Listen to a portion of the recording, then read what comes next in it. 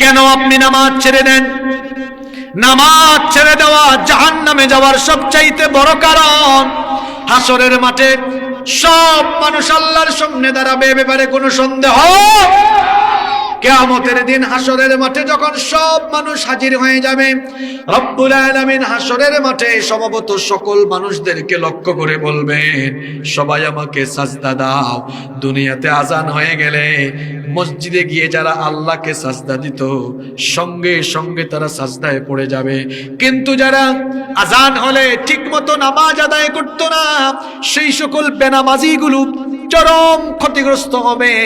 কেমন অবস্থার সম্মুখীন তারা হবে, চলুন আমরা কোরআন থেকে জেনে নেই। রব্বুল আলামিন বলছেন কোরআনুল কারীমের 68 নম্বর সূরা সূরাতুল কলামের 42 নম্বর আয়াত থেকে রব্বুল আলামিন বলছেন, ইয়াউমা ইউকশাফু আন সাকিন ওয়া ইউদআউনা ইলাস সুজুদি ফালা ইয়াস্তাতিউন। সেদিন কঠিন সময় যখন মানুষকে সাজদা দেওয়ার জন্য আহ্বান করা হবে, তখন বেনামাজিগুলো সাজদা দিতে পারবে না, তাদের পিঠ কাঠের মতো শক্ত হয়ে যাবে। এর কারণ সম্পর্কে আল্লাহ তাআলা বলছেন, ওয়াকাদ কানু ইউদআউনা ইলাস সুজুদি ওয়া হুম সালিমুন। এর কারণ হলো দুনিয়াতে এরা বেনামাজি ছিল, নামাজি ছিল না। দুনিয়ায় বেনামাজি হবে যারা, কিয়ামতের দিন এমন কঠিন মুসিবতে পড়ে যাবে তারা, পিঠ কাঠের মতো শক্ত হয়ে যাবে, পিঠ নোয়াতে পারবে না। বেনামাজি হাসরের মাঠে যখন উঠবে, চরম বেজ্জতির সম্মুখীন হবে। আল্লাহ এদের প্রতি কোনো দয়া করবেন না। আল্লাহ তাআলা ফেরেশতাদেরকে বলবেন, বেনামাজিগুলোকে ধর, হাতে পায়ে শিকল লাগা, দণ্ডবিড়ি পরা। এরপরে এই বেনামাজিগুলোকে টেনে হিচড়ে জাহান্নামে নিয়ে যা। জাহান্নামকে 7 ভাগে আল্লাহ ভাগ করেছেন। এর মধ্যে বেনামাজিদের জন্য আল্লাহ স্পেশাল একটা জাহান্নাম বানিয়েছেন। সেই জাহান্নামের নাম হচ্ছে সাকার। এই সাকার হলো ভয়াবহ একটা জায়গা।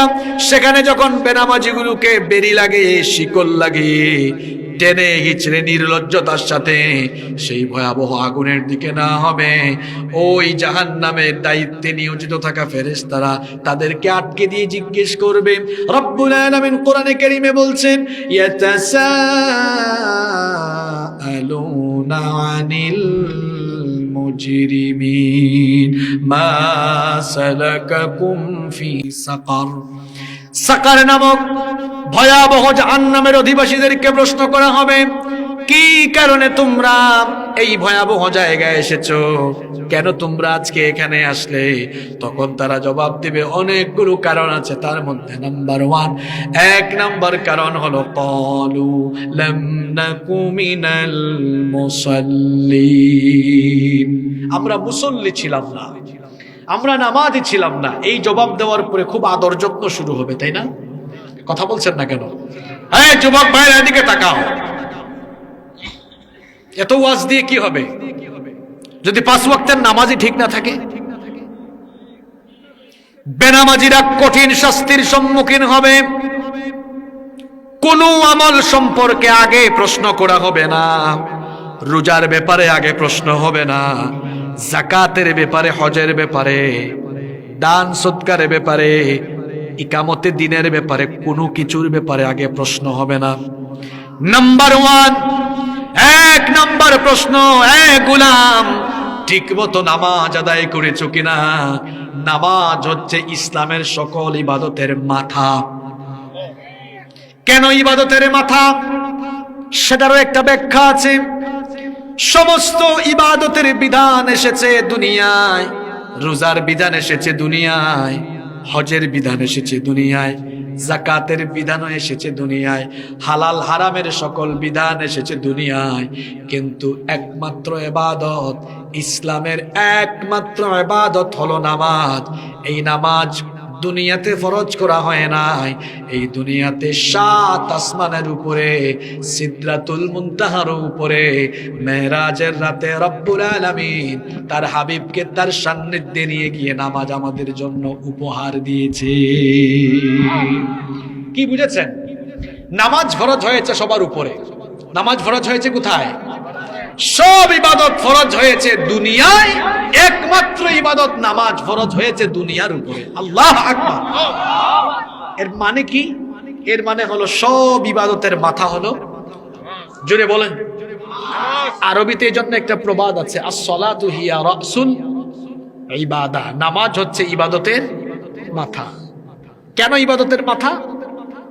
আচ্ছা শোনেন, আমার দিকে তাকান, বুঝতে পারবেন আপনারা। এই যে আমরা যারা এখানে বসে আছি, এটা উদাহরণ দেওয়ার জন্য বলা, আমি সহ আমাদের সবার যদি এখানে কেউ মাথা কেটে ফেলে, সবার মাথা কাটার পরে যদি সবার এখানে দেহ পড়ে থাকে, আপনারা বলেন তো মাথা ছাড়া শুধু এখান থেকে, এই বুক থেকে নিয়ে পা পর্যন্ত শুধু এতটুকু শরীর দিয়ে কি মানুষের পূর্ণাঙ্গ পরিচয় মিলবে? মাথা ছাড়া মানুষকে চেনা যায় না। বুঝে ফেলছেন আপনারা? মাথা হলো সবার উপরে, মাথা কেটে ফেললে যেমন মানুষ চেনা যায় না, ঠিক তেমনি ইসলামের ইবাদতের মাথা নামাজ, নিচের দিকের সব ঠিক রেখা, রোজা, হজ, যাকাত, দান, সদকা, হাজি সাহেব সব ঠিকঠাক, মাথা কাটলে যেমন পূর্ণাঙ্গ পরিচয় পাওয়া যায় না, নামাজ বাদ দিয়া সব ইবাদত কইরা, মাহফিলের আয়োজন কইরা, ওয়াজ মাহফিলের আয়োজন করে, টাকা দিয়া পয়সা দিয়া আয়োজক হইয়া, বক্তা হইয়া, শ্রোতা হইয়া সব ঠিকঠাক, উপরেরটা মাথা কেটে ফেলেছেন, নামাজ বাদ, আপনার পরিচয়ও বাদ। কথা ক্লিয়ার? মাথা ছাড়া যেমন পূর্ণাঙ্গ পরিচয় পাওয়া যায় না, ইসলামের ইবাদতের মাথা নামাজকে বাদ দিয়ে কখনো কেউ খাঁটি মুসলমান হতে পারে? এজন্য নবীজির স্পষ্ট হাদিস, বাইনাল আবদি ওয়াল কুফরি তারকুস সালাহ, আল্লাহর বান্দা আর কাফিরের মধ্যে পার্থক্য হলো নামাজ ছেড়ে দেওয়া।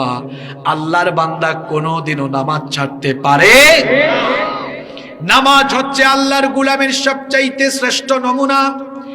এই যে ধরুন ফজরের সময় ভোরবেলা যখন আজান হয়, শয়তান তো আমাদেরকে নামাজ থেকে ফেরাবার সব রকমের চেষ্টা করে, কারণ আমরা নামাজে গেলে শয়তানের লাভ না লস?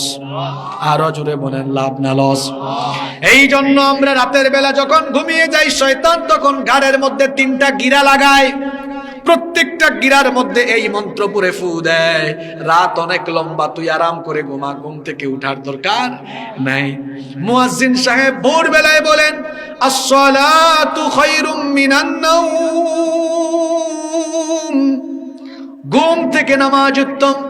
শয়তান তখন এসে বলে, না, নামাজের থেকে তোর ঘুম উত্তম, তুই ঘুমায়া থাক। ওই সময় আপনি যদি ঘুমায়া থাকেন, বলেন তো আপনি গোলামি করলেন আল্লাহর না শয়তানের?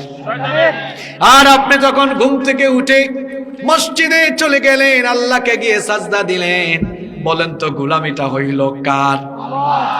সিএনজি, অটো রিক্সা, টমটম রিক্সার পেছনে লেখা থাকে বিবেক মানুষের সর্বোচ্চ আদালত। এটা হাদিস নয়, কিন্তু কথাটা বাস্তবিক সত্য। আসলেই তো বিবেক আমাদেরকে সত্য মিথ্যার পার্থক্য করতে সহায়তা করে। তাহলে এবার নিজের বিবেককে প্রশ্ন করুন তো, প্রত্যেক দিন এলাকার মসজিদের সামনের কাতারও ফিল আপ হয় না, 8 জন 10 জন মানুষ থাকে, এর বেশি মানুষ থাকে না। কোনো কোনো এলাকায় ইমাম সাহেব আর মুয়াজ্জিন সাহেব, বাকিরা ঘুমায়া থাকে। এখন বলেন তো ফজরের নামাজ না পড়া যারা ঘুমায়া থাকলো, আসলেই কি এরা আল্লাহর গোলাম না শয়তানের গোলাম?